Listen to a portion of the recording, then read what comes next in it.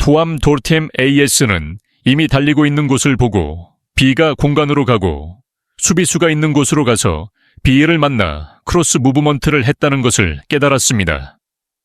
was to and 음악. 앙리의 축구를 하이라이트로 봤던 사람들은 주로 그의 스피드에 주목합니다. 하지만 앙리가 특별했던 가장 큰 이유는 포지션 감각이었습니다. 그는 동료 선수들이 패스를 뿌리기 가장 좋은 위치에 나타나곤 했습니다. 많은 시간이 지나고 그 앙리가 손흥민의 포지션 플레이에 대해 말했던 장면은 분명 재미있는 순간이었습니다. 그에게 토트넘은 현역 인생을 통해 가장 전의를 불태우던 숙 중 하나였기 때문입니다. 신기하게도 손흥민은 어느 순간부터 리그에서 유일하게 욕을 먹지 않는 토트넘 선수 중 한 명이 되어 있습니다. 두 선수의 성장기와 만남의 숨은 재미는 무엇일까요? 앙리의 또 다른 특징 중 하나는 그가 극찬하는 선수의 유형이 운동 능력보다는 축구 자체가 뛰어난 경우가 많았다는 점입니다. 특히 미드필더들에 대한 그의 존중은 가득했습니다. 엄청난 겸손이 바탕이 되긴 했지만 자신과 지단을 비교했을 때 그의 대답은 직설적이었습니다. 같은 질문을 던졌다면 같은 응답을 했을 것입니다. 앙리의 득점력 때문에 다소 가려진 부분은 그의 패스 능력입니다. 그의 축구에는 자신이 어떤 플레이를 좋아하는지가 다분히 녹아 있었고 세계 4대 스트라이커 가운데 가장 좋은 어시스트 능력을 보유하고 있었습니다. 사실 그를 그저 스트라이커로 부르기 힘든 이유는 공격수임에도 미드필더적인 요소를 상당히 가지고 있었기 때문입니다. 반니와 비교했을 때도 그는 항상 자신의 어시스트에 관해 강조해온 선수였습니다.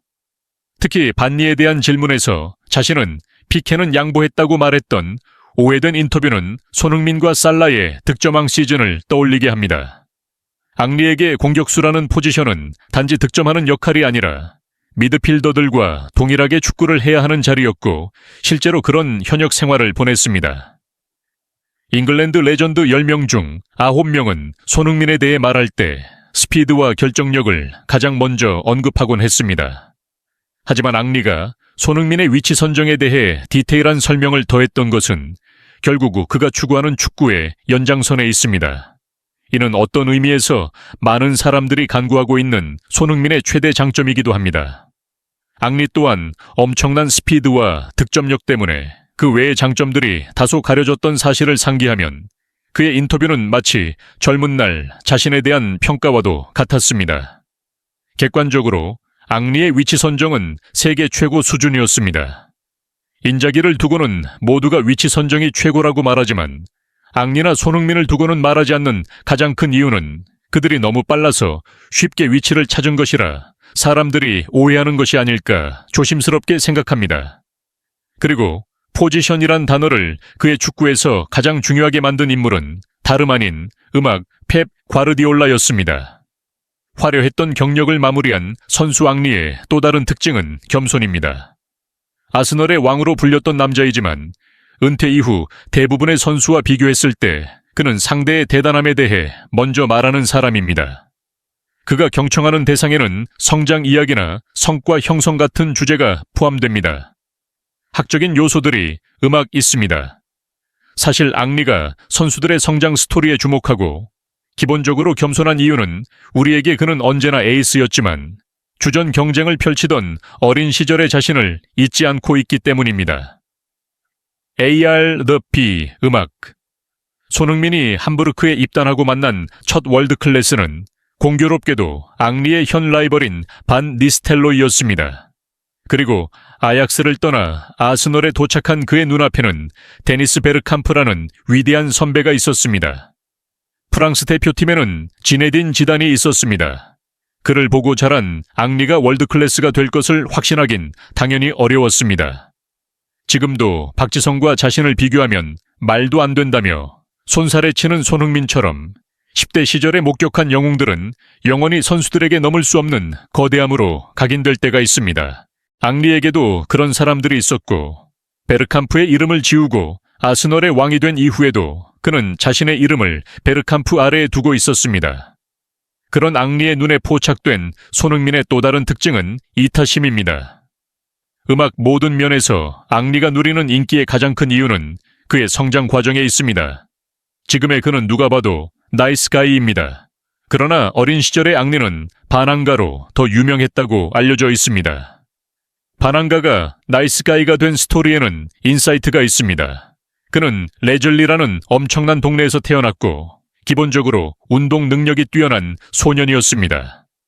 그의 유년 시절은 어찌 보면 당연한 수준이었습니다. 과거 학교 친구의 본가에 놀러가기 위해 레즐리에 한번 가본 기억이 있는데 그곳의 뒷골목 풍경은 제가 아는 프랑스와는 상당한 차이가 있었습니다. 어린 앙리의 공격성을 제어하기 위해 그의 아버지는 축구를 소개했고 부모님의 이혼 이후 양육권을 가진 어머니는 축구가 오히려 앙리의 공격성을 키울까 싶어 축구를 그만두게 했다는 일화는 잘 알려져 있습니다. 어머니는 앙리를 알렉산더 플레밍 스쿨이라는 축구와 아무 상관이 없는 학교에 입학시켰지만 결국 앙리 본인의 의지로 축구로 돌아갔고 17살의 나이에 모나코에서 자신의 인생을 바꾸는 은사를 만나게 됩니다. 그리고 런던에서 재회한 은사와 제자는 잉글랜드를 폭격했습니다. 여전히 공격성이 남아있던 초기의 앙리는 벵거 감독과 소리를 지르고 싸우기도 했습니다. 하지만 그가 아스널의 왕으로 불리던 즈음부터는 누구도 앙리를 축구계의 악동이라 묘사하지 않았고 오직 그의 축구만이 주목받았습니다. 앙리의 인생은 드라마틱한 반전을 맞았고 그는 누구보다 겸손한 사람이 되었습니다. 시간이 지나 손흥민의 이타심과 웃음에 대해 말하는 앙리의 모습 또한 그의 유년 시절을 생각하면 재미난 후일담입니다. 자기 스스로 웃음을 찾고 이타심을 배웠으며 축구에서도 최고가 되었던 앙리는 그런 모습을 먼저 보여준 사람이기 때문입니다. 호랑이 같은 아버지 밑에서 자란 손흥민에게는 딱히 반항기가 생기기 어려운 조건이었지만 결과적으로 두 사람의 아웃풋에는 상당한 공통점이 있습니다. 고독한 천재가 있는가 하면 웃고 농담하는 왕도 있습니다.